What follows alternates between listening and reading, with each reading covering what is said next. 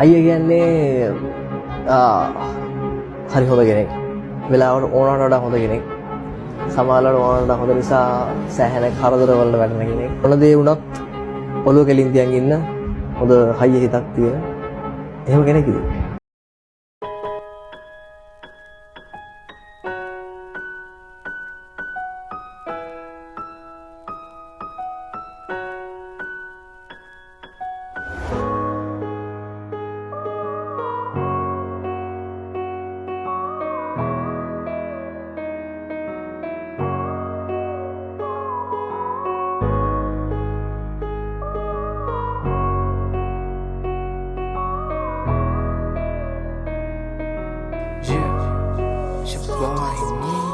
පලුයි දැන් උඹ නැති අපයක් මේ ගේම මල්ලියෙක්ට උගේ අයියා තමයි හැමදේම නූනට එකලේ අපි හිටියේ ලෙසෙම අයියේ උඹ රට ගියා මල්ලි ඉන්නේ පාළුවේ මෙහෙ පාළුවෙන් තනිකම මුසු වීලා උඹ නැතිව දින ගණන ගත වීලා මතකයි අපි හිටි හැටි හිනහිලා රාමුවෙන් පිට හදවත් ගිලිහිලා අයියේ උඹට මතකද අපි සෙල්ලම් කරපුවේ පුංචි මිදුල තමත් එහෙමයි උඹ ලස්සනට හදපු බැට් උඹ ආය එනකම් මංගව තියේමයි අමතක කරනු බෑ ඒ අතීතේ මතක ටික දිනක් ගත වුණා දැනුණා වගේ සතක සමවයන් අයියේ උඹ හින්දා පිට රටක මේ උපන්දිනේ සමරන්න වෙන්නේ නැහැ අපට